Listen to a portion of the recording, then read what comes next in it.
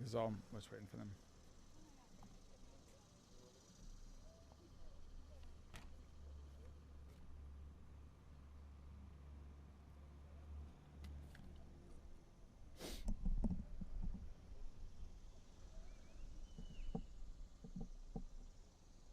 You guys ready?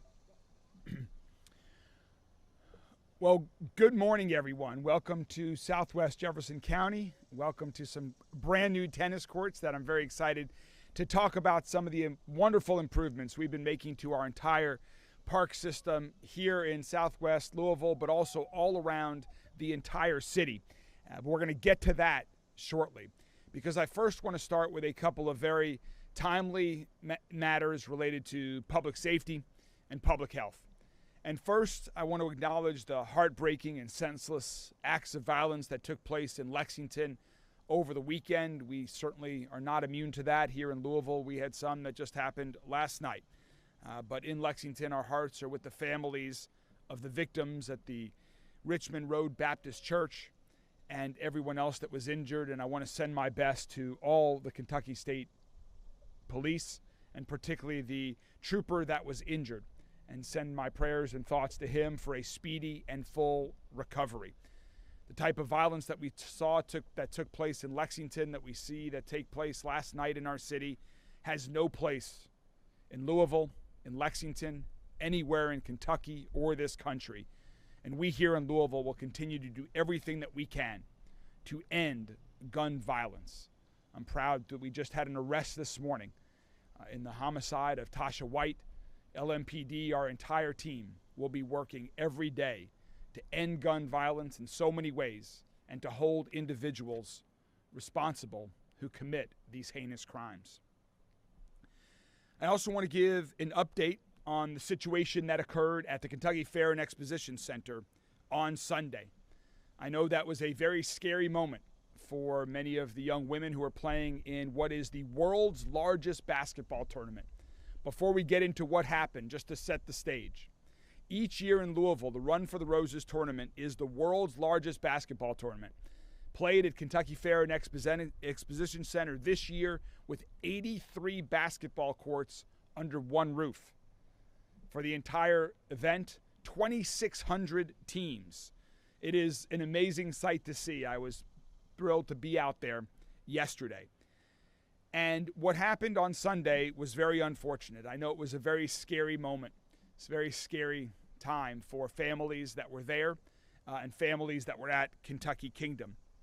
I'm very grateful that no shots were fired and that everyone is safe. And I want to give a giant thanks to LMPD, to all of the staff at Kentucky Venues. David Beck and his team did a wonderful job responding to the tournament organizers and everyone. And I'm glad that yesterday we were able to get the Run for the Roses tournament back up and running so that it can end on a very high note. And the action that was happening yesterday was wonderful. So I know there's been a lot of information and rumors out there about what may or may not have happened. I want to provide you with information on what we know did happen. A loud alarm went off in part of the area of this tournament as a result of a malfunction in a smoke detector system at Kentucky Venues. As this alarm was going off, one or two people first yelled something about there being shots fired and were running through the courts and the crowd towards the exit.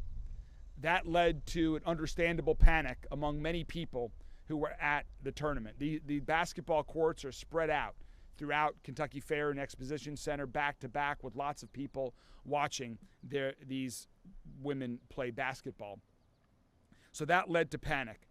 During this mass evacuation, calls to 911 were made. We received 72 calls in just a few minutes to the 911 call center. LMPD responded quickly and with full force, given the reports of the active shooter. But I can tell you all that there was no active shooter.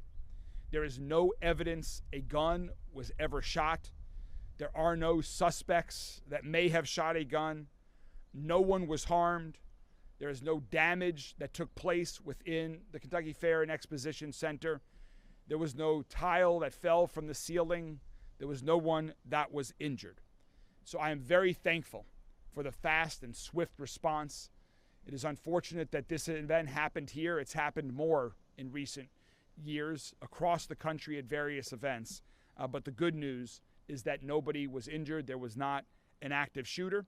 And I thank the Run for the Roses tournament for their swift response, for adding metal and weapons detectors, for doing bag searches so that the tournament can end with everyone feeling safe. I think that was a very prudent decision and really should be standard operating procedure for large events that we see in our city or anywhere in America today.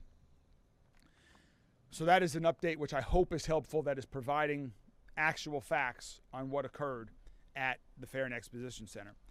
And finally, before we get to the good news that we're excited to share about this tennis courts and lots of investments in parks we're making around the city, I also want to call up Connie Mendel and Patrick Rich, two colleagues of mine from the Public Health Department, to talk about two matters of importance regarding public health. First, I want the community to know that we have our first confirmed case of measles in Louisville, Jefferson County. It is a pediatric case. This individual recently traveled international, had some international travel with his family to a country that is known to have an outbreak of measles.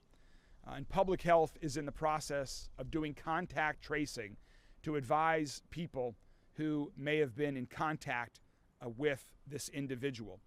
Public health will tell those that they connect with through the contact tracing what to do, but there is a group of people who we will be asking to isolate. And the reason for that is that measles is an incredibly highly contagious virus. And measles spreads through the air when people cough, sneeze, or even breathe. Measles can be incredibly dangerous. Some people who become sick with measles can get a serious lung infection, such as pneumonia, or many other issues. Measles, again, is one of the most contagious diseases that we're aware of, and it's transmitted through the air. America had thought measles had been eliminated in 2000, which meant that the virus was no longer continuously spreading. And the reason for this is because a very high percentage of Americans had received the MMR vaccine, or the measles, mumps, rubella vaccine. And that allowed for community immunity. However, in recent years across America, the number of children who are getting the MMR vaccine has declined. And global activity, including here in the U.S. and in Kentucky, is now increasing. I would encourage everyone that has a child to get your full doses of the MMR vaccine. That is proven as the way to prevent measles for your family, for your children, and for others as well. JCPS offers ways to get vaccines. Public Health Department can point you in the right direction as to how you can get vaccine, but please get vaccinated. So again, in 2000, we thought measles was eliminated in America. In the last 20 years, there were only 8 cases of measles in Kentucky. And now in Kentucky, we have 12 active cases. Only one here in Jefferson County that is not related to the other 12 that are elsewhere in Kentucky. And of those 12 individuals that are confirmed to have measles in Kentucky, 11 are unvaccinated and one only received one of the 2 doses in the MMR vaccine. So again, please make sure that your kids are vaccinated with the MMR vaccine to prevent measles. And if you are contacted by the Public Health Department that you may have come into contact with this juvenile that does have a confirmed case of measles, Public Health will advise you with what to do. I'm now going to ask Connie Mendel from our Public Health Department to talk a little bit more about this situation. Connie? Hi, good morning. Yes, as Mayor mentioned, we had not seen a case in Jefferson County for some time. This is a confirmed case, a pediatric case. Their vaccination status is unknown at this time. We're working diligently to find records, but we've not been able to confirm any vaccination. Again, this is unrelated to the other Kentucky cases. They were visiting outside of the country when likely they contracted it. So we're working with everyone in the travel group to try to identify those that may be. One of the things that's really important about measles is that you're contagious before you ever have a symptom. So a few days before you're symptomatic. And it can, those droplets of the virus from coughing, breathing, and sneezing can hang in the air for up to 2 hours. So that's why it's so contagious. And again, you don't know you're contagious because you're not having symptoms. So once symptoms begin, it's typically a very high fever, cough, sneezing, which sometimes ends up in emergency room or emergency department visits. So then we're risking, exposing other people. So if we will be contacting everyone that potentially, and it's a small group at this point, who could have been exposed. And one of the things that we want to encourage is that if through this or other interactions, if someone thinks they may have measles, you always want to call ahead of time so your medical provider can make special arrangements for you to be seen outside of the general public within a medical facility. As most of you all are aware, like pediatric offices have those well entrances and sick entrances. We would go even further, and the patient would come into a side door because it is that infectious. I cannot encourage people enough to check your immunization status. One dose provides about 93% protection from measles. 2 doses of MMR provides 97%. So it's just really important, particularly as we get ready for back to school and we're going to have children in enclosed spaces. So, please do what you can. Check your status if you're unsure or if you're unvaccinated, particularly children. Catch up on those vaccinations. Thanks, Connie. Thanks, Connie. And one other matter of public health and note that we have been providing information about on our social media channels and will continue to relates to West Nile virus. Last week, a batch of mosquitoes in a surveillance trap did test positive for West Nile virus, and in the mosquitoes, not in humans.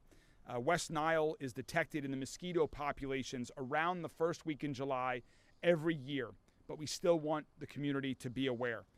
Once this happens, this prompts a response by our public health team, and so we have Patrick Rich from the Public Health Department with us today to talk a little bit more about this, just so that the community is aware. Patrick? Thank you, Mr. Mayor. Thank you. As far as we go in this city, we have a West Nile virus that is endemic to this area, so it's going to pop up every year. So we really want to promote everyone protecting themselves as much as possible. Any long sleeves, long pants when you can. If it's too hot or you're out doing sports and recreation, obviously you'll want to do a approved pesticide. Some DEET is preferred to protect yourself, to make sure you don't get any bites, which would keep you from getting the virus. As of right now, we have traps that go out to 14 static locations, which we pull from. We've got the positive from our location in the Highlands. This will be the first of many. These come every year. We handle it every year. We have a team who goes out and responds with targeted response. And then once we have that West Nile virus, we also do a fogging mission to make sure we're getting any live mosquitoes that are in the area. But because this is the first of many, we want to make sure everybody is protecting themselves, protect your children, make sure you're going out with some sort of protection on whenever you're going to be expending a large amount of time outdoors. Thanks, Patrick. Thank you very much, Patrick. I don't normally do this, but we've got some wonderful news that we want to share with you all as well at the parks here. So let's just stop right here. If there are questions about the fairgrounds or what we just talked about on the public health matters, I'll take them here, and then we'll go through the rest of our originally scheduled press conference and take questions about that or any other unrelated topics that you all have on that. So if you have questions about the public health matters or the fairgrounds, let's just take those right now. Yeah, Eddie. On the fact that you said there wasn't a tile that fell, can you just clarify? Because LMPD, they were the ones that said that yesterday, so just kind of some clarity on that. Yeah, that was not accurate information, and so the chief is aware. I'm not quite sure why that information was put out as a fact, but that did not happen. That happened at another basketball tournament years ago that the tournament organizers were talking about when they had experienced a similar situation before. So I'm not sure why that happened. I'm sorry that happened, but that is not accurate information. That did not happen here at the fairgrounds. And then on the rash of shootings overnight last night, just kind of your reaction to that. There was a 8-year-old, a 13-year-old, 16-year-old, just more youth violence. Yeah. No, last night there were several shootings in our city last night. We've made tremendous progress that I'm incredibly proud of. Homicides and shootings are down over 30% this year in Louisville. Yet any act of gun violence is one too many. And that's why, notwithstanding this progress that I'm proud of, we continue to double and triple and quadruple down on what's working and look for new ways to do even more. And we will continue to do that. And so I just want to encourage parents, know where your children are. If you have 13 and 16-year-old kids of any ages, and it's the middle of the night, hopefully they're at home in bed, but know where they are and what they're doing. Now is the summertime. We have so many wonderful things to help kids, to get kids on the right path, to give them constructive, positive things to do. Things like at our public parks, on tennis courts like this all across the community. We are building these for our kids. We have great programs. Ben is here, who oversees all of our community centers where we have great programs. Our library has a wonderful summer program in the library, outside of the library, to enrich kids with what they do. We have the Cultural Pass, which is free, that opens up lots of things. So particularly during the summer, there are so many things for our young kids to do, and I would encourage parents to get their kids involved with these free programs to help them on the right path in life. And please, know where your kids are so that they can be safe and you don't get that call that all of us as parents dread. Talk specifically about any programs that are working and maybe the ones that are not working regarding violence. Sure, there's a lot that is working, and that's why you're seeing the 30% reduction in homicides, the over 30% reduction in shootings just this year alone. But again, we've got a lot more work to do. So we're going to keep investing in these programs that are targeting youth and young adults. Just yesterday, we released an RFP for a new program called Get Busy, which is going to work with nonprofit partners in the community that's targeting middle school students. Because while a lot of individuals that might be involved in gun violence are in high school, we want to connect with them before that even happens. And you saw last night a 13-year-old. So this Get Busy initiative is going to be targeting middle school students. But the programs that I just mentioned in our community centers, in our parks, in our libraries, with our cultural organizations, and then, of course, LMPD is doing a good job out there on the streets, working to make sure to prevent crime from happening in the first place, and when it does, to hold individuals accountable. And that's why, again, just this morning, I'm proud that an arrest was made in a homicide that happened just a few months ago. There was no tile that fell, but can you kind of just clarify once again the relation, I guess, between the alarm that went off and then the smoke that was there?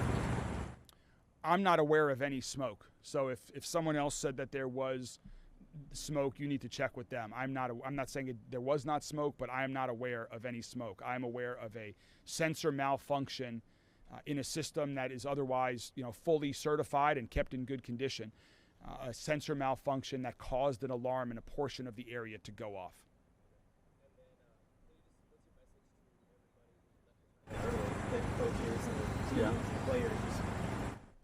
This is a very unfortunate situation, and I know it was scary for everybody that was involved. When you hear and see people running and yelling that a shooter was there, everyone did what people would do, which is follow along. It's not worth taking the risk. We've seen too many incidents in our country where there was an active shooter. And so I'm happy that there was not an active shooter. This is a very unfortunate incident, but I'm glad that Kentucky Venues, working with the tournament, could quickly get the tournament back up and running yesterday morning. And it was incredibly active, with lots of amazing young women playing basketball, lots of families there. This is a wonderful event for our city. I'm excited about future years for Run for the Roses in our city. And again, it's one of those great events. We are a city that loves welcoming the world, and we're incredibly good at it. And to have the world's largest basketball tournament in the world in our city is something I'm proud of, and something that we're going to continue to work with the organizers to have here. Greenberg, I wanted to ask about the measles. This may be a question better directed for the health department. We keep hearing about how vaccine rates in general keep going down, and there's this all-the-time skepticism when it comes to vaccines. what is the city or the health department doing to combat this skepticism? Like, what can you guys do? So Connie can ask a little bit about what we are doing and what else we can answer a little bit about what we are doing, can do. But let me just say in no uncertain terms, my strong recommendation to every parent in our city is to get your children vaccinated with the recommended vaccinations, including the MMR vaccine, which prevents measles. JCPS recommends that. The medical profession recommends that.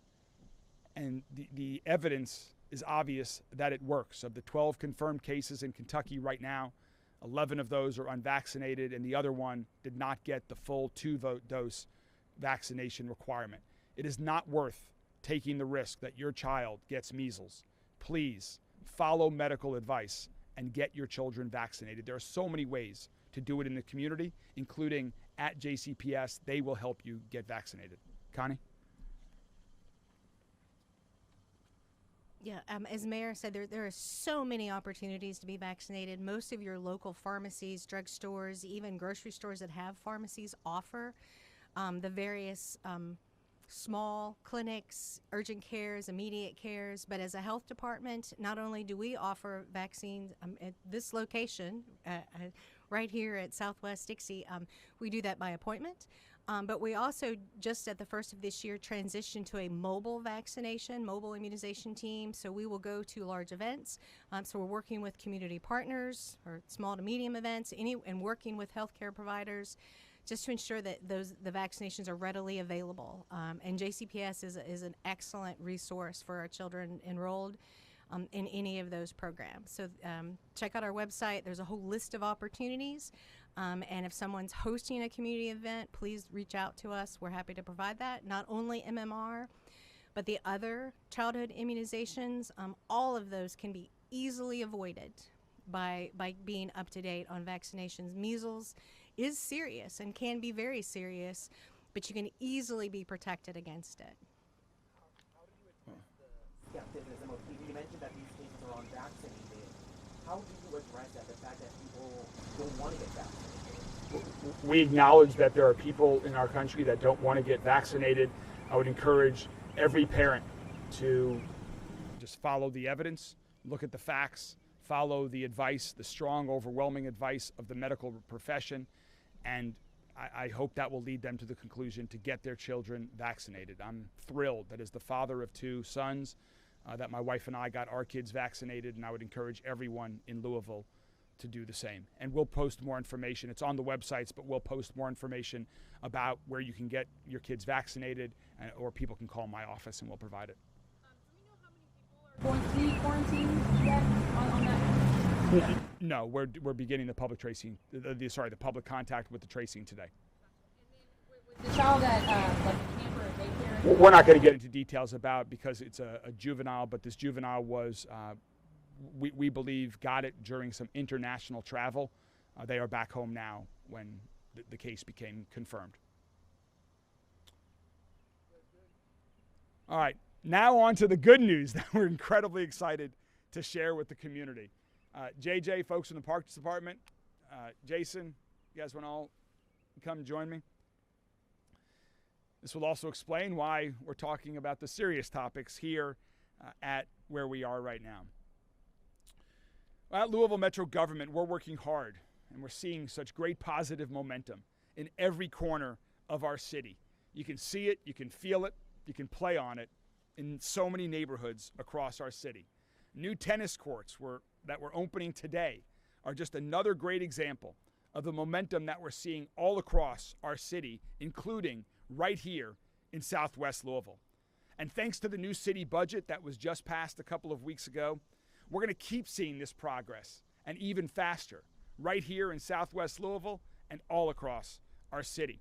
Some of the things that were in the budget that are going to really keep that momentum going here: a new $3 million South End Development Fund to attract retailers and restaurants and other businesses to the South End.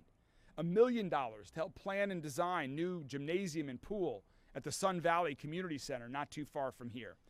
The new budget also supports more improvements at Iroquois Park and Sylvania Park, planning for a new South End Community Center the Prairie Village and Valley Sports baseball and softball leagues, support for beautification progress all across Southwest Louisville, street safety improvements, including buying land to have a first responder training facility right here in Southwest Louisville.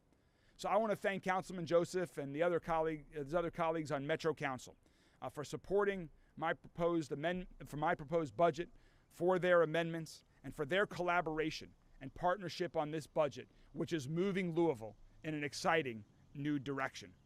Metro Council has also been an amazing partner of ours in supporting our parks and community centers. And our parks and community centers have been a major focus of mine since my first day as mayor, and will continue to be until my last day as mayor. Because world-class cities have world-class parks. They make our neighborhoods safer, more vibrant, and create a safer, stronger, and healthier city. So with Metro Council support, we directed $10 million over a year ago towards funding our parks when we found some additional money. And each year, our Parks and Recreation budget continues to go up, the direction it should and will keep heading. And the projects that we invest in, they may take time, but my administration got to work early in my first days in office, and now we're seeing these exciting results. It's fitting that right now it's National Parks and Recreational Month around the country, but in Louisville, we need much more than a month to celebrate the progress that we're making here. Because in Louisville, 2025 has been the year of parks and recreation. In the first half of this year alone, we had more openings and ribbon cuttings at our parks than at any 6 month in our city's history.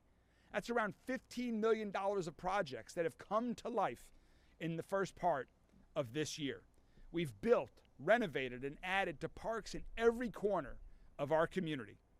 Just take here in Southwest Louisville alone, the brand new Nick Rodman Legacy Park that we opened a few weeks ago, a new playground and walking path at Tom Wallace Recreational Area in Jefferson Memorial Forest, new restrooms at Sun Valley Park, a new pavilion at Riverside, and today we're excited to open these gorgeous tennis courts here at the Southwest Government Center on Dixie Highway. And that's just in this part of our city. Throughout the rest of our city, we opened a world-class pool at Algonquin Park, the biggest and best pool our city has, a new pond and boat ramp at Chickasaw Park, new tennis courts at Fern Creek Park, new paths and restrooms at Long Run Park. Playport opened in downtown and waterfront parks, westward expansion, and we're going to keep our foot on the gas pedal when it comes to improving our parks across the city.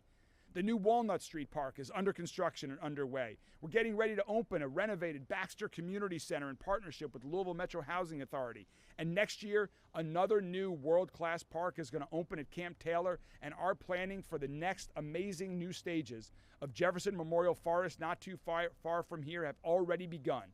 We are going to continue to improve that world-class gem, our country's largest municipally owned forest, into a destination for the entire country and for all of our residents to enjoy.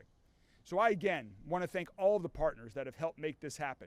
From our team at Louisville Metro Parks and Recreation, to our partners on Metro Council, to other supporters all across this city, thank you for helping us make this happen. And now I'd like to introduce two of them who have been critical partners in these great investments. First, let me introduce Councilman Joseph. Councilman Joseph represents some neighborhoods here in Southwest Louisville, has been a strong supporter of getting these tennis courts built right here at the Southwest Government Center, and we're working hard together to improve our parks and bring more businesses to Southwest Louisville. Please join me in welcoming Councilman Joseph. Well, I'll be quick because I know we're all warm out here. Mr. Mayor, thank you so much for the investment out here. It's an exciting time for Southwest Louisville. From the budget and where we're headed in the months to come and in the years to come, we're really excited and we're grateful for it. Jason and Parks, we're so grateful. I also want to thank former Councilman Rick Blackwell for his investments in regards to this tennis court and it being a priority for him as well. And we're just so grateful that the investments of the South End, that we're going to be seeing some very soon, as the mayor has given several different examples.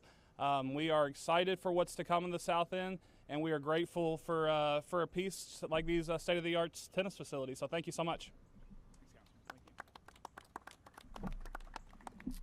Thank you very much, Councilman, and also the team that's working on this every day. Some of them are here with us today.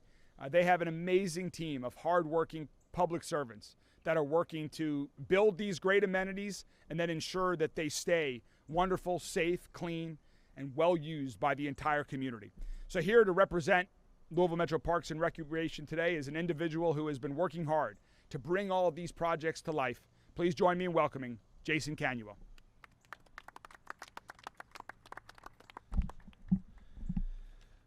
Good morning. My name is Jason Canuel, the director at Louisville Parks and Recreation, and as the mayor said, the foot's on the gas pedal. Well, I'm the foot. We are thrilled to be here today to cut the ribbon on these new tennis courts at the Southwest Government Center. These courts are a fantastic addition to Southwest Louisville. This year has been a remarkable year, and one for the record books, as the mayor had mentioned. I've been with Parks for 15 years, and we've never had the amount of capital funding ever. And it's unprecedented that we can go through $15 million worth of projects. Oh, I'm sorry, $16 million because we cut a ribbon on Sunday. So, Mayor, sorry, we have to up that by a million. So we're up to $16 million in a calendar year. That is unbelievable. And none of that would be able to happen without the support from Mayor Greenberg, Deputy Mayor George, and all of Metro Council members. We've got 26 different council members, and all 26 have parks, and they all have different ideas. But we all come together for all of these park improvements, which are, it's for the people. So we're so excited. So some of the other things that the mayor has not mentioned is we've installed free 5G Wi-Fi in 83 of our parks so far. We're hoping to get to the 120 by the end of this year. We've renovated HVAC systems, which nobody sees, everybody takes for granted. But when those go out, you know about it, we hear about it. But when they get fixed, nobody really understands the trouble and the problems and the effort that goes into replacing HVAC systems. I'm sorry. Again, that's about all I have got to mention. Like I said, $16 million in a calendar year. Thank you, Mayor Greenberg. And I do want to send a special shout out to Paul Adams. Back here, he's my assistant director of our engineering and planning division. And our project managers, Wilson Ethington, Spencer Holt, and Jared Ernie back there. Those four guys are responsible for the $16 million worth of projects. It's unbelievable what these gentlemen have been able to do, and it's an honor to work with them every day. So thank you all. Before we get to our final event, Wilson, Spencer, and Jared, come on up here also. I want you and all of the folks from Parks. Nathan, by the way, here has been working double duty. He was a volunteer at the amazing PGA Tour event that we had last week, the ISCO Championship, another great event in our city, just like Run for the Roses tournament. But I do want to honor all of the Louisville Parks and Recreation teammates. These are just a few of my wonderful colleagues. As we celebrate, again, it's not enough for us here in Louisville, but we are still going to acknowledge and celebrate National Parks and Recreation Month here in Louisville with a record-breaking first part of the year. It's going to only get bigger. Thank you all so much for the amazing work you do for our entire community every day. Thank you, guys.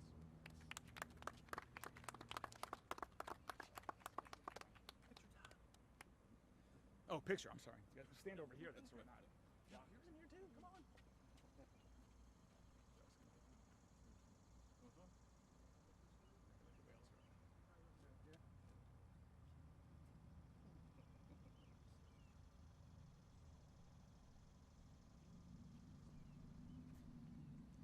All right, and finally, and incredibly important, I want to celebrate another incredible Louisvillian before I take some more questions. I want to recognize another one of my amazing colleagues here at Louisville Metro Government. Today I'm joined by Anthony Gore. Anthony is a Metro Safe call taker. Were you working on Sunday, Anthony? I was working on Sunday. You were working on Sunday, okay. Sunday was a busy day, as we talked about earlier. But recently, just 2 months into the job for Anthony, he received a call from a father whose wife was delivering a baby. And Anthony relied on the great training that he had received and calmly helped guide the father through the process, helping to bring a new baby boy into our city, into this world. So Anthony, on behalf, and I noticed that you have 4 great children of your own, that were here with you earlier today. On behalf of the entire city, thank you so much for what you do. You are such an important part of our team of public safety professionals that keeps Louisville safe, that keeps Louisville healthy, and this is just one great shining example. Congratulations, and thank you so much for your work. Thank you. Thank you so much.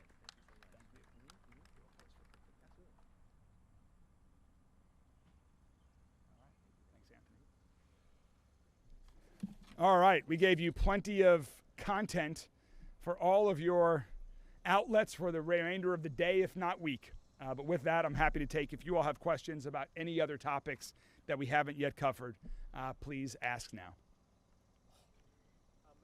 I wanted to ask you, we learned that the Corridor Bar in Lulu announced that it's going to close. Have you heard of this? Does this have anything to do with the takeovers in Lulu? I have not yet heard that information. Again, our team is very focused. Our team of ABC and LMPD, working closely together, has been working hard to ensure that people who are enjoying themselves in Nulu, on Bardstown Road, and any other part of our city are safe. We are ensuring that bars follow the rules. We're enforcing the rules on the street as well. I have not yet heard that, so I don't have a comment on that. Any other questions? I wanted to ask as well about the request for proposals for an independent monitor. Could you Yes. talk about that? What qualities are you looking in whoever's going to fill that position, and your call for people to apply? So the question was about the RFP that we put out yesterday for the independent monitor. I'm very proud of the community commitment, which is Louisville's consent decree, that we are moving forward with a very detailed document that sets forth how we're going to continue to work with LMPD every day on their reform and improvements.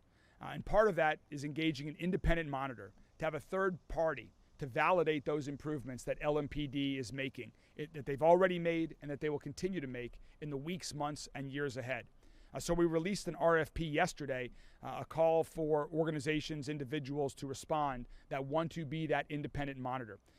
We had community listening sessions that informed the criteria that we're looking for, the characteristics of what makes for a solid independent monitor. That is all set forth there. We're looking forward to getting the submissions there, and then, in the not too distant future, we'll be making a selection as to who the independent monitor is. It's all set forth online, the information about what we're looking for, as well as the results from the community engagement and listening sessions. Anything else? All right. Thank you all very much. Have a good day.